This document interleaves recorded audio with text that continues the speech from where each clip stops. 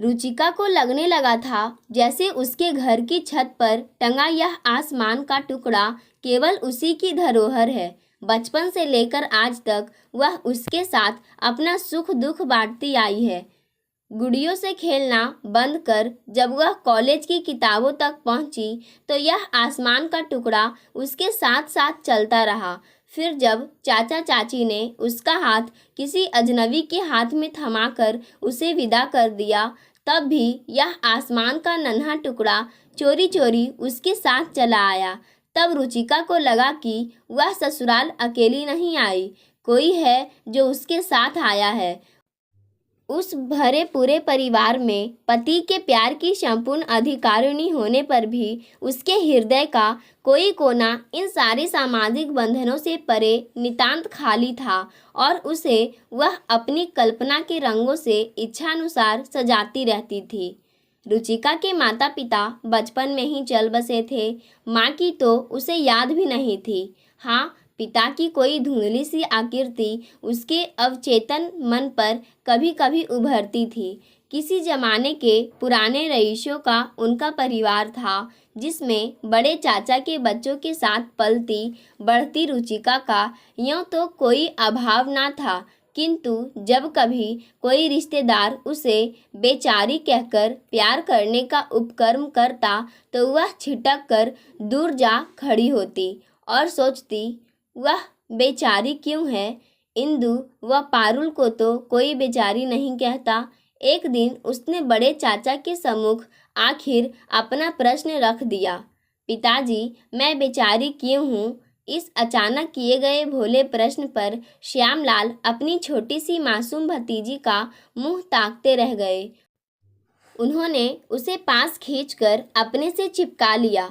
अपने छोटे भाई की याद में उनकी आंखें भर आई थी जिससे वे बेहद प्यार करते थे। उसकी एकमात्र बेटी को उसकी अमानत मानकर भरसक लाड प्यार से पाल रहे थे। यूँ तो चाची भी स्नेहमयी महिला थी, किंतु जब वे अपनी दोनों बेटियों को अगल बगल लिटाकर अपने साथ सुलाती तो दूर खड़ी रुचिका उदास आंखों से उनका मुंह देखती। उस पर आते जाते रिश्तेदार रुचिका के मुंह पर ही कह जाते, अभी तो इसका बोझा भी उतारना होगा। बिन माँ बाप की बेटी ब्याहना आसान है क्या? और टुकुर टुकुर ताकती वह उन रिश्तेदारों के पास भी नहीं फटकती। अपनी किताबें समेटकर रुचिका छत पर जा बैठती। नन्ही मुन्नी प्यारी प्यारी कविताएं लिखती, चित्र बनाती, जिनमें बादलों के पीछे छिपे उसके बाबूजी और माँ उसे प्यार से देख रहे होते। इस तरह अपनी कल्पनाओं के जाल में उलझी सिमटी रुचिका बड़ी होती रही।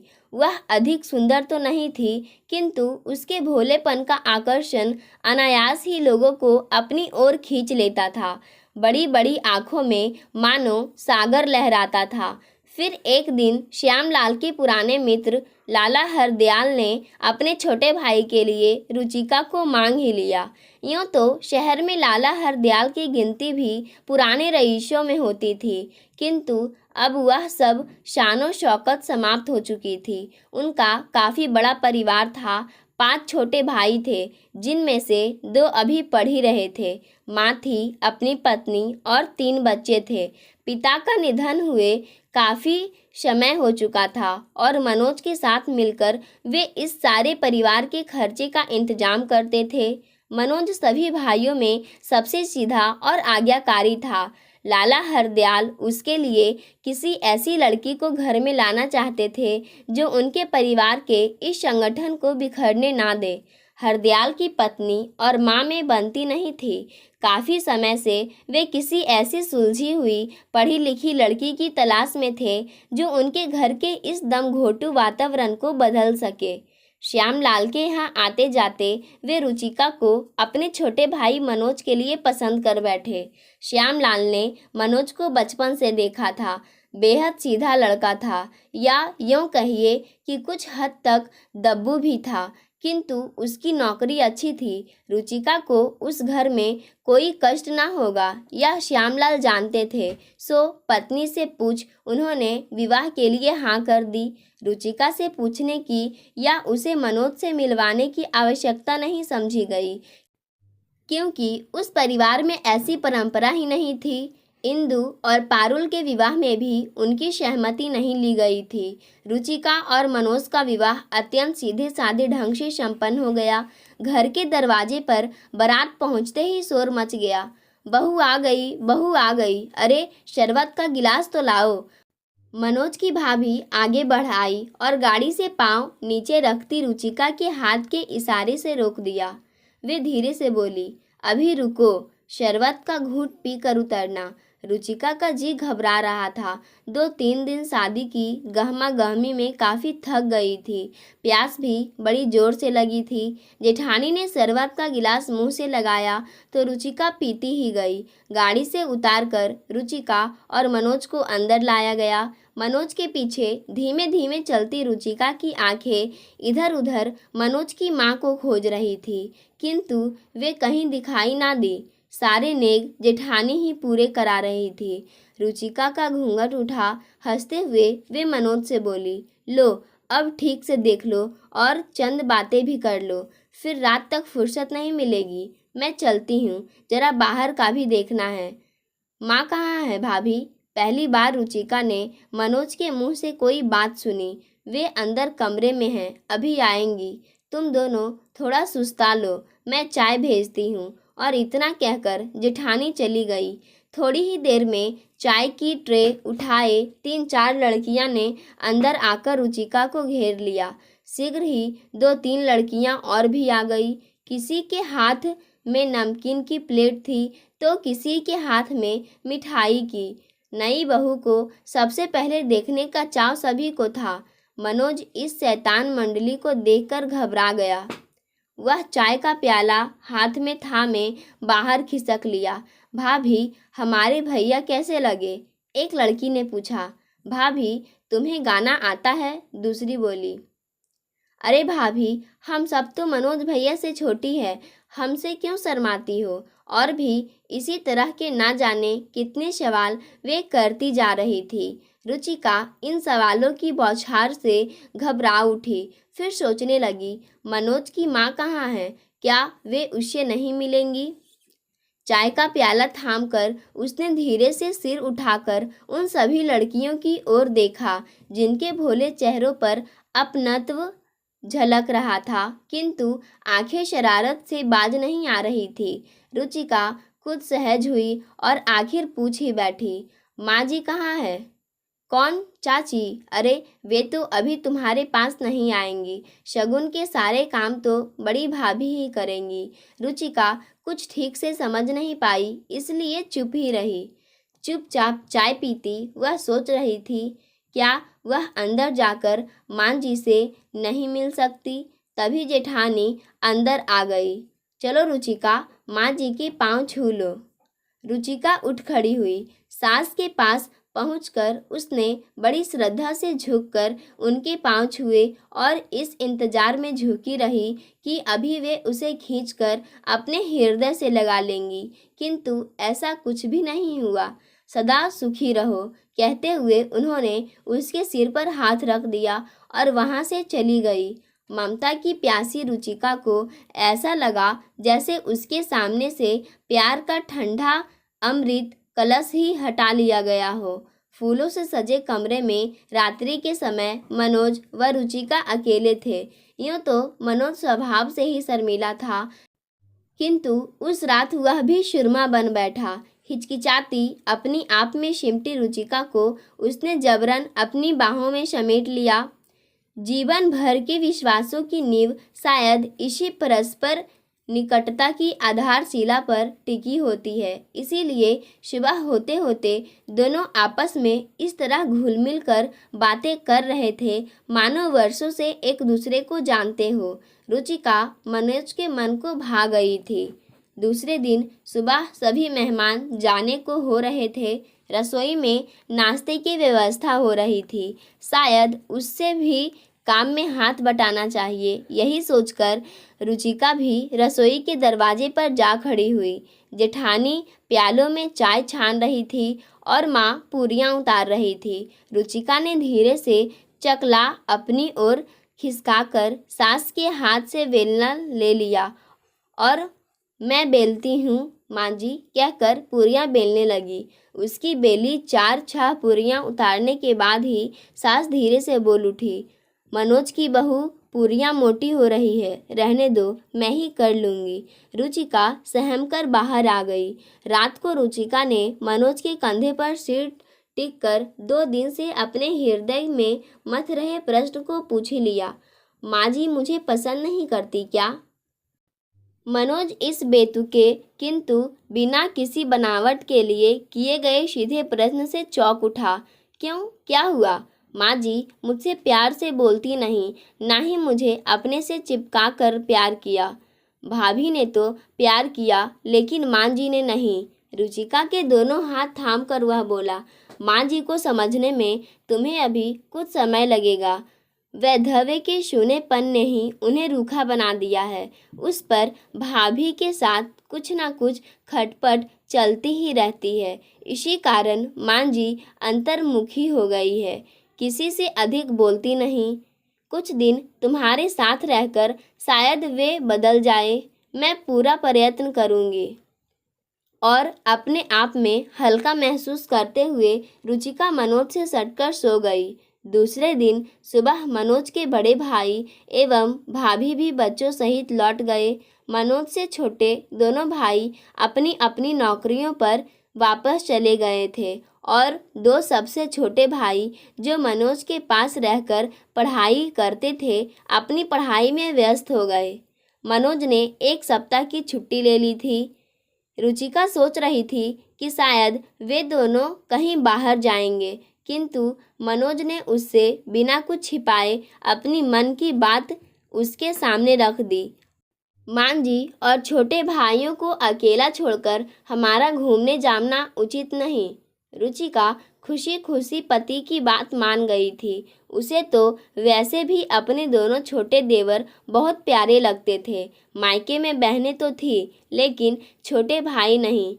हृदय के किसी कोने में छिपा यह अभाव ही मानो पूरा होने को था, किंतु वे दोनों तो इससे इस कदर शर्माते थे कि दूर दूर से केवल देखते भर रहते थे।